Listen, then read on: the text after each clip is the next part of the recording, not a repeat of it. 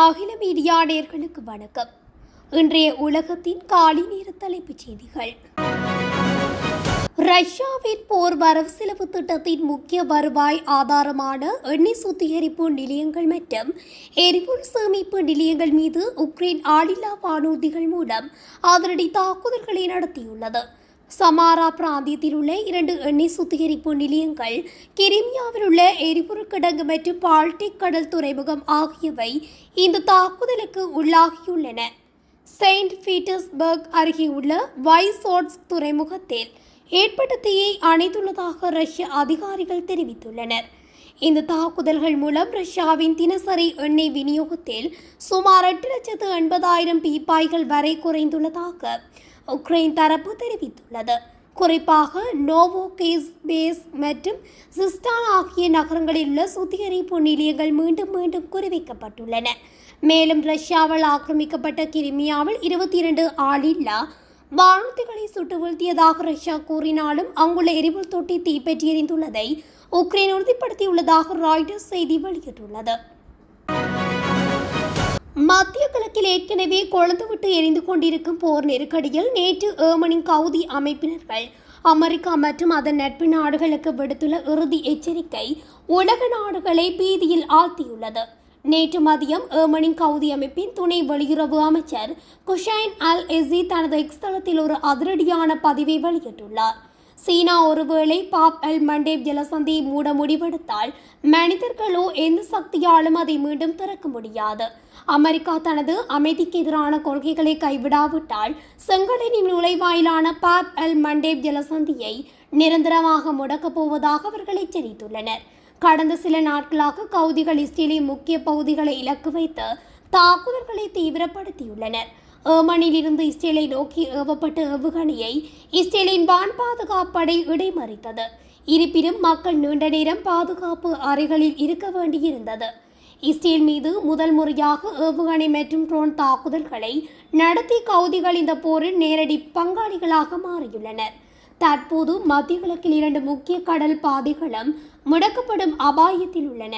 America தனது முற்றுகையை நீக்காததால் நேற்று Iran இந்த ஜலசந்தியை மீண்டும் மூடியுள்ளது. கவுதிகள் இதை கைப்பற்றினால் செங்கடல் வழியாக சூயஸ் கால்வாய்க்கு செல்லும் அனைத்து போக்குவரத்தும் முற்றிலும் முடங்கும். கவுதிகளின் இந்த மிரட்டலால் உலக பொருளாதாரம் தற்போது பாரிய சவால்களை எதிர்நோக்க வேண்டியுள்ளது. அமெரிக்காவுடனான அடுத்த கட்ட அமைதி பேச்சுவார்த்தைகளுக்கான திகதியை நிர்ணயிப்பதில் ஈரான் தற்போது திட்டவட்டமான முடிவொன்றை எடுக்க தவறியுள்ளது. 2 நாடுகளுக்கும் இடையே பொதுவான ஒரு அடிப்படை உட்கட்டமைப்பு குறித்து உடன்பாடு ஏற்படும் வரை பேச்சுவார்த்தைகளுக்கு வாய்ப்பில்லை என்று ஈரானின் துணை வெளிவிவகார அமைச்சர் சஜித் காதிப்சாதே அதிகாரப்பூர்வமாக தெரிவித்துள்ளார். சமீபத்திய போர் பதற்றங்களுக்கு மத்தியில் அமெரிக்காவுடன் பேச்சுவார்த்தை நடத்த ஈரான் தயாராக இருந்தாலும் சில முக்கிய நிபந்தனைகளை முன்வைத்துள்ளது. பேச்சுவார்த்தைகளின் போது எட்டப்படும் எந்த ஒரு உடன்பாடும் சர்வதேச சட்டத்தின் கீழ் ஈரானுக்கு வழங்கப்பட்டுள்ள உரிமைகளை பாதுகாப்பதாக இருக்க வேண்டும் என்று காதிப்சாதே வலியுறுத்தினார்.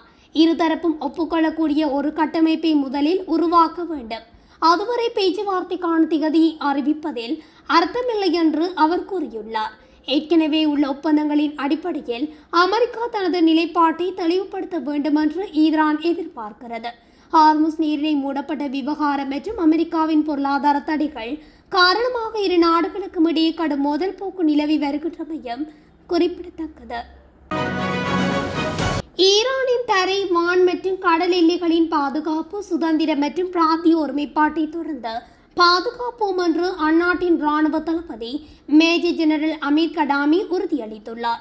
ஆயுத படைகளின் ஏனைய பிரிவுகளுடன் இணைந்து இராணுவ திறன்களை மேம்படுத்தும் அதே வேளையில் எதிரிகளை தீர்க்கமாக எதிர்கொள்ள தயாராக இருப்பதாகவும் அவர் குறிப்பிட்டுள்ளார்.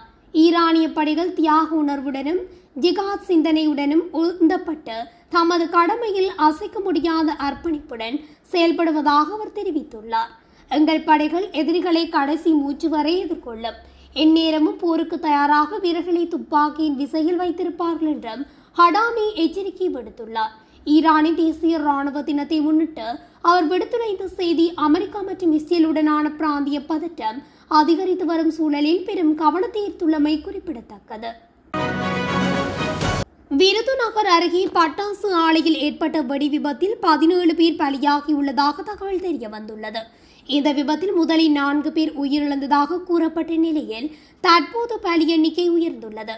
விருதுநகர் அருகே கட்டனார்பட்டி வனஜா பட்டாசு ஆலை வெடி விபத்தில் உடல் கருகிய நிலையில் பலரின் உடல் சடலமாக மீட்கப்பட்டுள்ளதுடன் மேலும் 6 பேர் சிகிச்சைக்காக மருத்துவமனையில் சேர்க்கப்பட்டனர். தீயணைப்படையினர் மீட்பணியில் ஈடுபட்டு வருகின்றனர். வெடி விபத்தில் உயிரிழந்தவர்களின் எண்ணிக்கை தொடர்ந்து அதிகரிப்பதால் அந்த பகுதியில் பெரும் பரபரப்பு ஏற்பட்டுள்ளது. இந்த ஆலையில் 30க்கும் மேற்பட்டோர் பணியாற்றி வந்ததாக கூறப்படும் நிலையில் பலி எண்ணிக்கை மேலும் உயரும் அச்சம் ஏற்பட்டுள்ளது.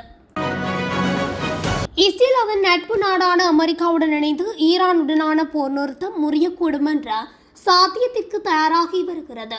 போர் மீண்டும் தொடங்கினால் ஈரானிய எரிசக்தி நிலையங்களும் இலக்குகளில் அடங்கும் என பெயர் குறிப்பிடப்படாத மூத்த இஸ்ரேலிய அதிகாரியை மேற்கோள் காட்டி மாரி வென்ட்ரஸ் இஸ்ரேலிய செய்தித்தாள் குறிப்பிட்டுள்ளது.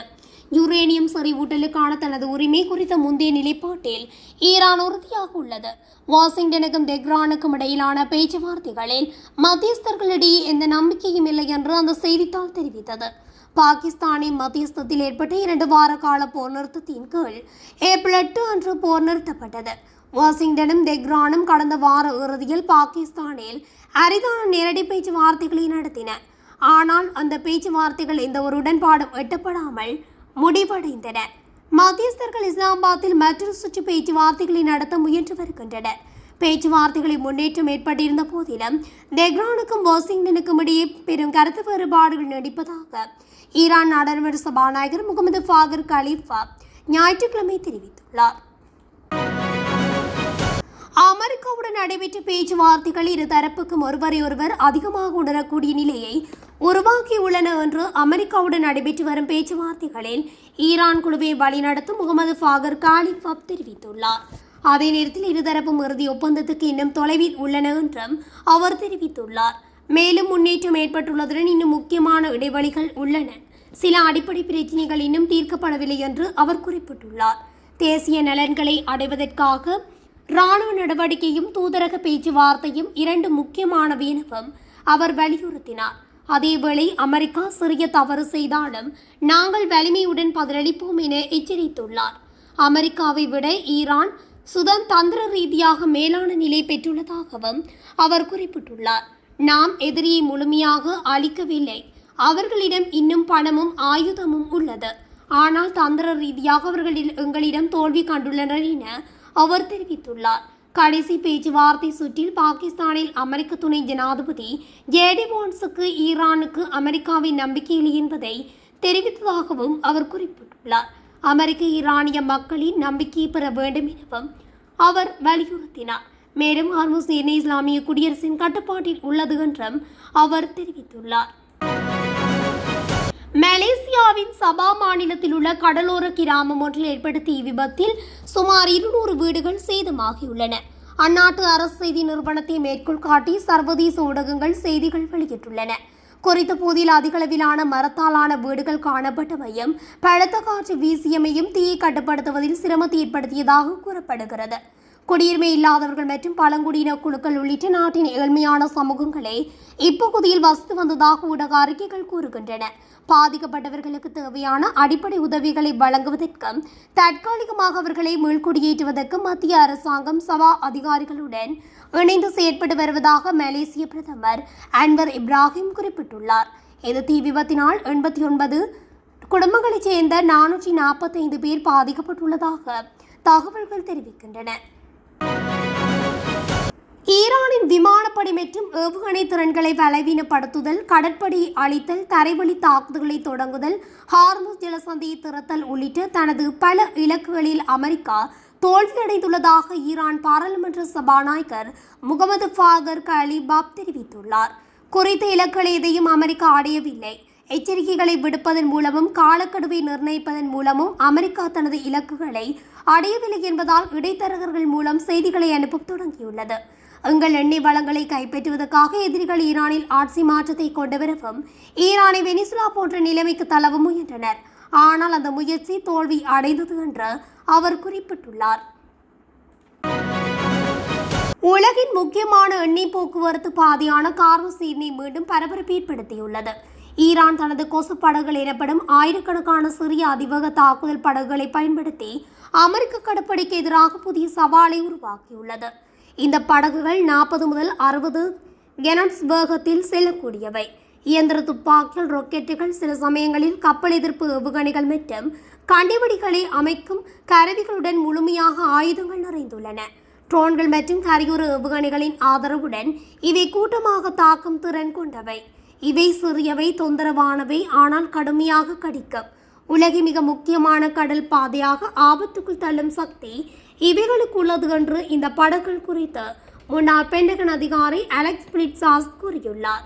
பெரிய போர்க்கப்பல்களை அழிப்பதில் அமெரிக்கா கவனம் செலுத்திய நிலையில் இந்த சிறிய படகுகள் ரேடாரில் கண்டுபிடிக்க கடினம், கரையோரத்தில் மறைவது எளிது, மேலும் குறைந்த செலவில் தயாரிக்கப்படுவதால் ஈரானுக்கு பெரும் நன்மை அளிக்கின்றன. ஈரான் கார்மஸ் நீரிணையை கடுமையான மேலாண்மையின் கீழ் வைத்திருப்பதாக அறிவித்துள்ளது. ஈரான் துறைமுகங்களை அமெரிக்கா மறைத்திருப்பது நம்பிக்கை மீறும் செயல் என கூறி இருதரப்புக்கும் மீண்டும் மோதலில் தள்ளப்பட்டுள்ளன. உக்ரைன் தலைநகர் கீவின் ஹோலோசிவ்ஸ்கி மாவட்டத்தில் உள்ள ஒரு சூப்பர் மார்க்கெட்டில் புகுந்து நபரொருவர் நடத்திய துப்பாக்கிச் சூட்டில் 5 பேர் கொல்லப்பட்டுள்ளனர். ஒரு குழந்தை உட்பட 10 பேர் காயமடைந்தனர். மார்க்கெட்டில் துப்பாக்கியுடன் நுழைந்த அந்த மர்ம நபர் மக்களை நோக்கி சரமாரியாக சுட்டுள்ளார். மேலும் பலரை பிணை கைதிகளாக பிடித்து வைத்து மிரட்டியுள்ளார். உக்ரைன் காவல்துறையின் சிறப்பு பிரிவினர் சுமார் 40 நிமிடங்கள் அந்த நபரிடம் பேச்சுவார்த்தை நடத்தினர். அவர் ஒத்துழைக்காமல் காவல்துறை மீதும் துப்பாக்கிச்சூடு நடத்தினார்.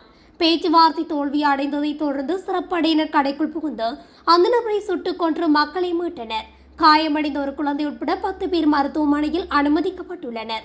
பிணை கைதிகள் பாதுகாப்பாக மீட்கப்பட்டுள்ளதாக உக்ரைன் அதிபர் ஜெலன்ஸ்கி தெரிவித்துள்ளார். உயிரிழந்தவர்களின் குடும்பத்தினருக்கு தனது இரங்கலை தெரிவித்த ஜெலன்ஸ்கி இந்த சம்பவம் குறித்து விரிவான விசாரணை நடத்த உத்தரவிட்டுள்ளது. கொரிய தீபகற்பத்தில் தென்கொரியாவுடன் இணைந்து அமெரிக்கா தங்களுடைய பிராந்தியத்துக்கு அச்சுறுத்தலாக இருக்கும் என வடகொரிய அதிபர் கிம் ஜாங் உன் நினைக்கின்றார். இதனால் அணு ஆயுதம் உள்ளிட்ட ஆயுதங்களை அதிகரிக்கும் பணிகளை வடகொரியா தொடர்ந்து செய்து வருகிறது. இதனால் அடிக்கடி ஏவுகணை சோதனைகள் செய்து வருகிறது. ஜப்பான் நோக்கி கடற்கரை பகுதியில் அடிக்கடி சோதனை நடத்தி பதற்றத்தை தூண்டும். அதேபோல் கொரிய தீபகற்ப கடற்பகுதியில் ஏவுகணை செலுத்தி சோதனை நடத்தும். இதனால் வடகொரியா செயல்களை தென்கொரியா உன்னிப்பாக கவனித்து வருகிறது. இந்நிலையில் வடகொரியாவின் வடக்கில் உள்ள சின்போவின் தெற்கு பகுதியில் இருந்து கடல் பகுதிகளை நோக்கி வடகொரியா ஏவுகணைகளை செலுத்தி சோதனை நடத்தியதாக தென்கொரியா தெரிவித்துள்ளது. இதனால் அவசர ஆலோசனை நடத்த தென்கொரியா திட்டமிட்டுள்ளது. கடந்த வாரம் போர்க்கப்பலில் இருந்து ஏவுகணை சோதனை நடத்தப்பட்டது. இதை கிம் ஜாங் உன் நேரில் பார்வையிட்டார் என்பதும் குறிப்பிடத்தக்கது. இந்த சோதனைக்கு பிறகு தனது அரசாங்கம் அணுசக்தி படைகளின் எல்லையற்ற விரிவாக்கத்தின் மீது தொடர்ந்து கவனம் செலுத்தி வருகிறது. நாட்டின் அணுசக்தி தாக்குதல் மற்றும் விரைவு பதிலடி திறன்களை கூர்மைப்படுத்தும் வகையில் சோதனை நடத்தப்பட்டது என்று குறிப்பிட்டுள்ளார். இத்துடன் அகில மீடியாவின் இன்றைய உலகத்தின் காலை நேர தலைப்புச் செய்திகள் நிறைவடைகின்றன. தொடர்ச்சியாக செய்திகளை அறிந்து கொள்ள அகில மீடியா ஊடகத்துடன் இணைந்திருங்கள். நன்றி, வணக்கம்.